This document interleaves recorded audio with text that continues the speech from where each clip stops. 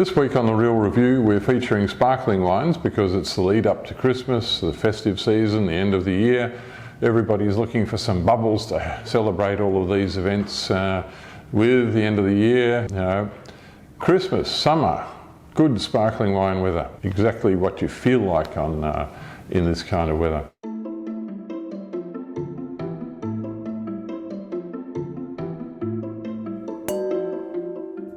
The wines we're going to be reviewing now are three blends of the classic varieties Chardonnay, Pinot Noir and sometimes a bit of Pinot Meunier. One is from Australia, one is from New Zealand, one is from Italy. So why do people make these blends? Because they're trying to make something with more completeness, more richness, more complexity than a single varietal wine. Yes, there are plenty of sparkling wines made of just Chardonnay or just Pinot Noir, occasionally just Pinot Meunier, and often other varieties as well. But the blend can potentially give you a wine of greater completeness. Chardonnay is known for giving acidity, refinement, delicacy, finesse and length of palate and aging potential, whereas Pinot Noir complements the Chardonnay because it is more about richness, body, immediate front palate, not so much fine, long, tapered palate profile, but full middle palate and richness and roundness. And the third grape, Pinot Meunier, is a bit like Pinot Noir but has perhaps less length of palate, less intensity. It certainly has a shorter aging life cycle and is noted for being particularly useful in non-vintage blends because they like to be marketed earlier. Vintage wines don't usually have as much Pinot Meunier in them because vintage wines are usually destined to be aged for longer.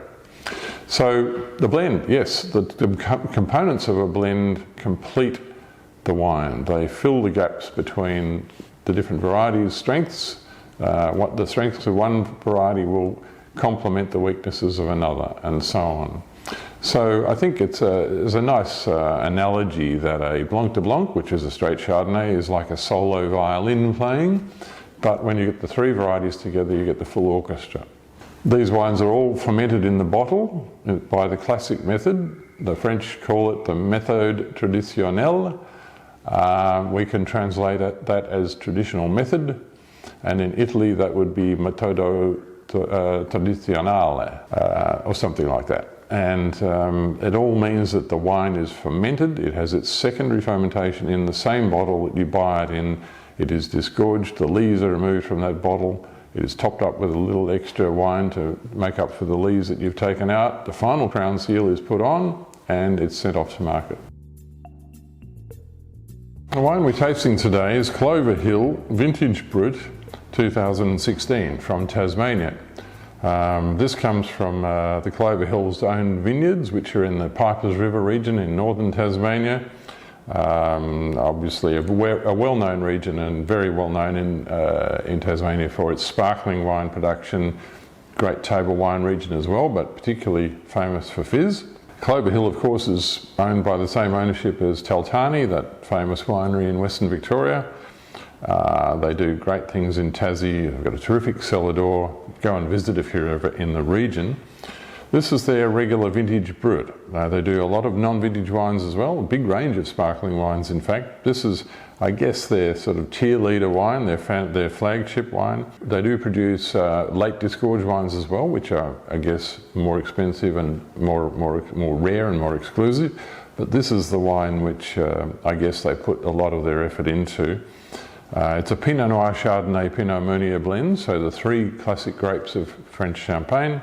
And it says on the back label it's matured on the lees for a minimum of 3 years, but this wine is now 6 years old, so it's probably had a bit more than 3 years, a deal more than 3 years, and probably also some time on the cork after disgorgement, which is also a positive thing for the character development of sparkling wine. And I noticed that they're using a Diam cork, which guarantees, at least the manufacturer guarantees, that it won't have any cork taint, so you can be very secure with those wines.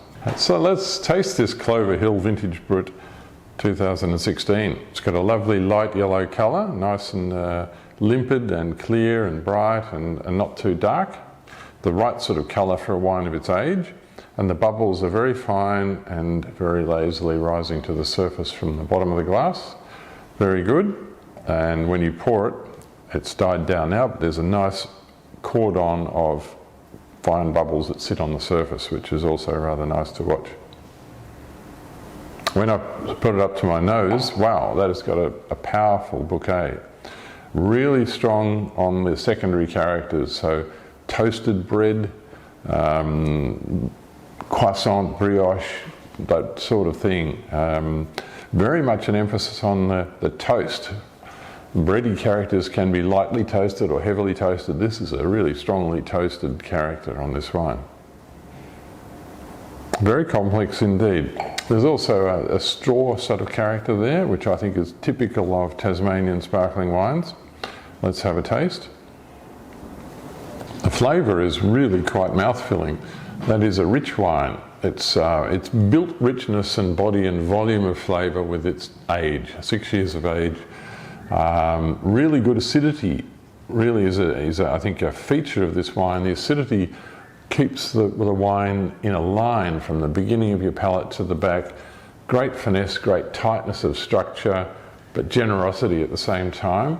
And the acidity is cleansing on the finish. It really leaves you with a clean and appetizing, and it's a moorishness. It makes you want another sip, which is what sparkling wine should do, of course.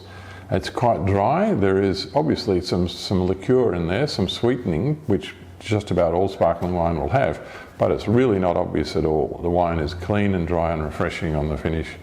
A very, very good wine. The aftertaste rolls on, and those toasty, bready characters are more allied with fruit characters on the palate than they are on the nose. So there's lemon, there's preserved lemon, there is floral aromatics that fill the mouth after the wine's gone.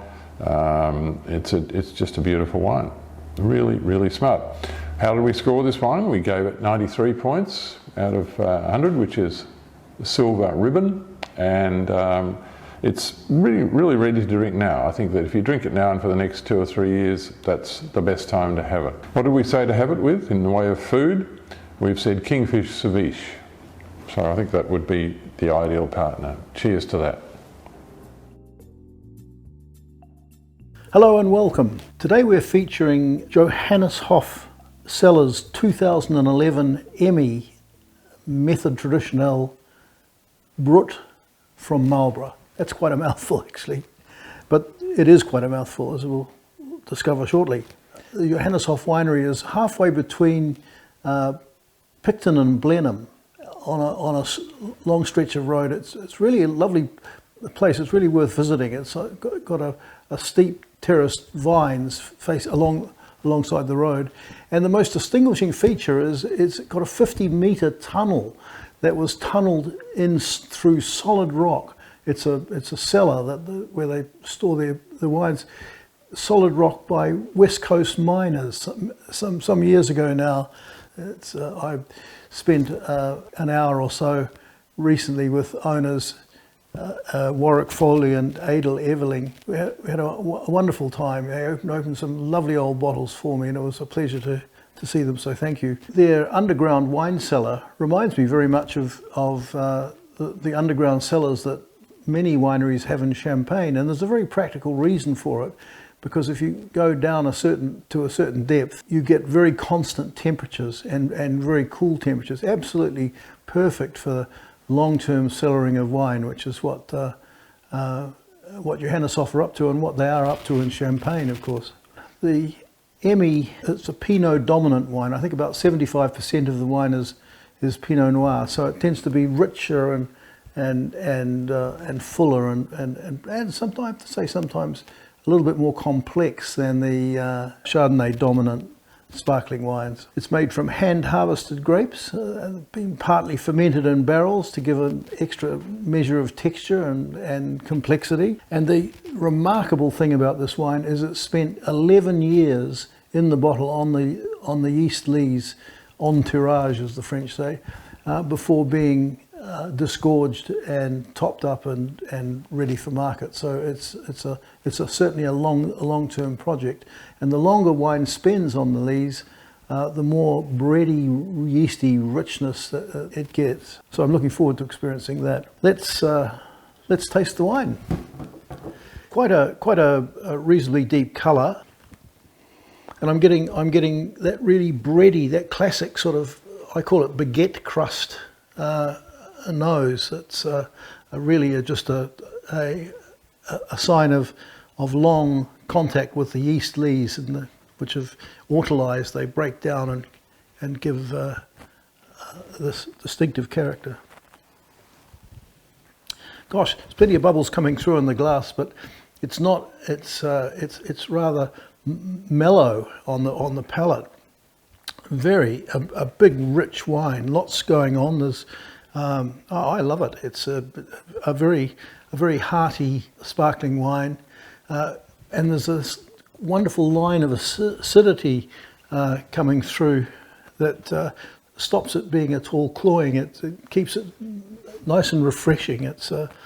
It'd be a good food wine, this. I think the classic food match would be whitebait and oysters separately. But with both of them, with the whitebait, you'd have to just give it a good garnish with lemon or lime, and the same with the oysters too, and we get a lovely flavour combination. I scored this 93 out of 100. That's a pretty hefty score, which gives it a silver ribbon, and it has a drinking window of, well, jeepers, it's delicious now. It's hard to imagine it getting better. I personally like aged bubbly. I like that really mellow, Maderized is the technical term of sparkling wine. Even when they run out of bubbles, I think they can still be wonderfully interesting and pleasurable wines to drink. So another 10 years would do it no great harm in my view. So yeah, cheers. The wine I'm about to taste is Rotari Riserva 2016 from Trentino. The appellation is Trento Doc, which is the appellation of the sparkling wines of the Trentino Alto Adige region of northern Italy. And this is produced by the Mezzocorona group, which is one of the biggest wineries in the area. It's a cooperative with 1,600 members, so it has a huge resource of grapes and vineyards to draw on to make its various wines. It makes a lot of very, very inexpensive and very good value Pinot Grigio. That's probably their main game up there in Trento, but sparkling wine as well, and the brand is Rotari, and they have several levels of sparkling wine. This, I think, is one of the higher levels. It's not the highest, but it's probably the second highest that I'm aware of. Riserva d'Oro, which means gold reserve, gold label, and 2016, so it's had 6 years on the lees, and or 6 years in the bottle at least, not necessarily all with the lees in the bottle. It could have been disgorged and then matured for a little longer on the cork before it's sent to market.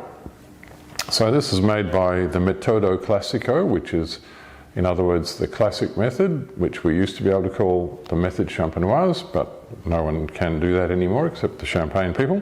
What that means, it's been fermented in the bottle, and it's in the same bottle you buy it in, and it's then matured in that bottle with the yeast lees, which are the residue from the secondary fermentation, very important during the maturation process to give more character to the wine. So how does it taste, this Rotari Riserva d'Oro 2016? When I poured it, there was a lovely cordon of fine bubbles sitting on the surface, which gradually dissipate, but not big and frothy and foaming and coarse bubbles, as you might get with a cheap bubbly. But this one has got very fine bubbles which are still rising to the surface gradually and gently, which is a good sign. Let's have a taste. And the bouquet is very toasty. There's a lot of development there. You can tell it's an aged wine. It's got a lot of toast, a lot of bready characters. The fruit characters are pushed into the background, and we're now seeing a lot of secondary character, which you would expect. It's beautiful. But it really makes you want to have a sip. And the wine is, again, lovely, mature, full, mouth-filling flavours. The acidity is there, quite lively, refreshing acidity, but it's balanced. It gives you this certain energy and vitality on the palate, which is really important in a sparkling wine. Finish is dry. There's probably a bit of liqueur has gone into it, but you can't taste it. the wine is nicely balanced, and the finish is refreshing and clean and dry, which means it's appetizing and makes you want to have another sip, which is what good sparkling wine is all about, let's face it. Excellent wine. And how did we score it? We scored it 92 out of 100, which is a good silver score, silver ribbon score. And we've recommended drinking it now and over the next 2 or 3 years. I don't think it's going to get much better than this, but it'll hold for a while yet. That really does have a great range of flavour. A lot of brioche, a lot of croissant, a lot of pastries. Really a panoply of lovely flavours in there. Really like that, and the flavour continues on for a long time. So yes, we've scored at 92, which is a good silver medal, silver ribbon score. And we've said fish pie is a really good match. And a fish pie can, of course, include just about anything you like. Put some scallops in it, put some calamari in it, and plenty of chunks of fish, and a nice creamy sauce. Would be perfect with a wine like this. Good health.